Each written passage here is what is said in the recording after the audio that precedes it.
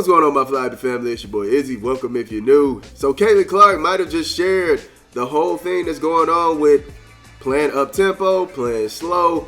I know a lot of the fan base has been talking about this situation and asking why they're not playing fast. So let's go ahead and take a look into this. Before we do that, though, y'all make sure y'all hit the thumbs up for your boy if you like the content. Don't forget to subscribe to the channel. We're trying to hit 29.5, so if you can help me out with that, I highly appreciate it. And don't forget to get in the comment section and let me know what y'all think about this. Let's get it. I thought at times we could have played a little bit faster, and I think that's on me, like not conceding in that. We still got to play up tempo. We still got to play fast. But I mean, I thought for the most part we did a lot of stuff that coach wanted us to do, and you know, that wasn't why we lost. I can't hold you, man. That kind of looked like she let that slip out, man. I don't know. But, I mean, we all see it. When they play slow, it's just not a good team, man. They're not as good as we see that they could be, right? So they need to play fast, man. I think, you know, they don't necessarily look that good when they're playing half-court ball. Maybe taking something from the Valkyries, man. The Valkyries run, all right? They be running. And honestly, I feel like that's how the Indiana Fever need to be, man. They need to move fast, get into their sets earlier when they are having to play the half-court game. I think they need to move fast, man. I thought that the Indiana Fever were trying to be that team that runs you off the floor, that hustles. I felt like they were the deepest team. Like, looking at the roster, man, they actually have some players that could run the floor. And I'm just like, dang, bro, it's really crazy to see that they're not really trying to run the floor like I would expect them to. And also using Michaela Timpson. Like, that is some young pair of legs, man. You should be using Michaela Timpson to help you run the floor, play lockdown defense, hustle defense, you know, winning the 50-50 balls. You need young legs to do that, man. Now, she also had this moment where she was talking about the offense and, you know, the turnovers, how she really felt, how they performed in the first half of the game. So I'm going to let y'all hear this part, too. Easy points for them. I don't know how many points they had at the free throw line tonight, but I think they had 18 off of our turnovers, and that mostly falls on me. That falls on me as our point guard. I think I have to really get us into stuff, especially in the fourth quarter. We didn't do a good job of taking care of the ball. I didn't.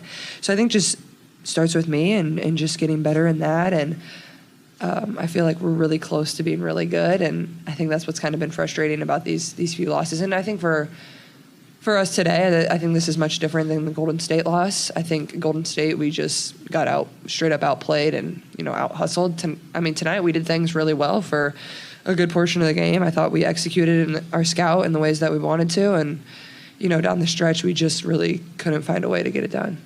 Like, honestly, I felt like they were doing pretty good in the first half, especially with her facilitating. She had 8 assists in the first half. Leah Boston had 18 points. Like, they were doing their number, big number, in the first half. They just started struggling in the second half, and they had to figure out how to close. And we know Caitlyn is in her second year. So, you know, I give rookies 3 years, and I get it. She's phenomenal off the bat. But there's still those inexperienced moments that she has, right? That turnover she had, it changed the momentum a tad bit because they were getting into it, right?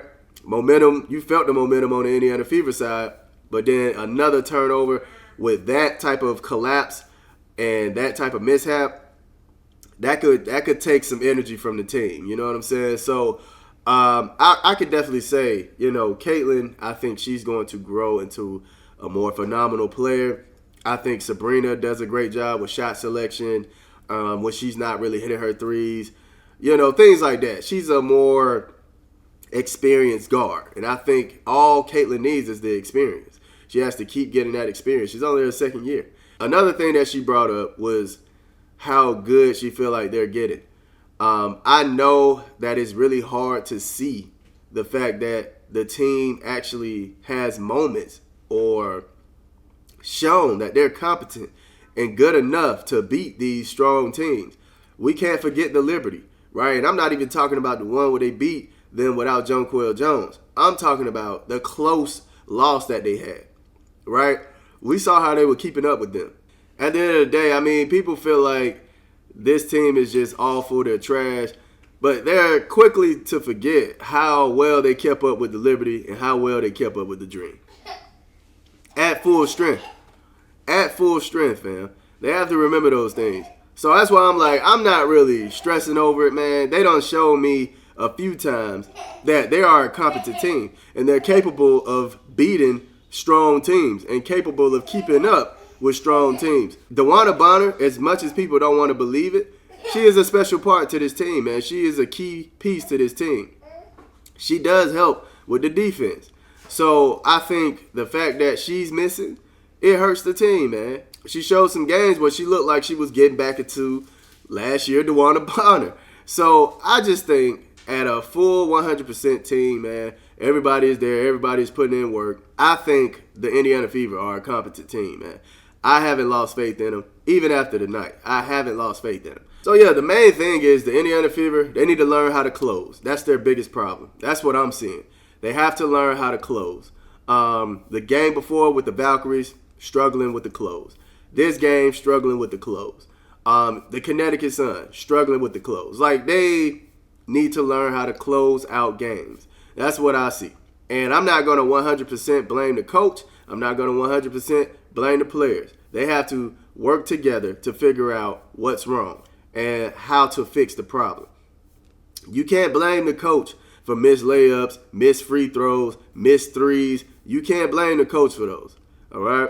They had open looks. And I do feel like they need to be in a more up-tempo because that's just Caitlyn's style, right? That's Caitlyn's style. So it's a fault on both ends, the players and the coach. There's never a finger to point at one person. All together, they need to figure it all out and see what works for them. That's how I feel about it. That turnover Caitlyn had, you can't blame that on the coach. All right? You can't blame that on coaching, man. So I see some people want to blame the coach for everything, but at the same time, man, as a whole, they need to do better. Nobody's perfect. They all need to figure it out together. And I think once they do that, the Indiana Fever will get back on that winning streak. But y'all let me know how y'all feel about what Caitlyn Clark said. Do you feel like this makes Stephanie White look bad? Let me know in the comment section. I love y'all. Y'all keep it smooth.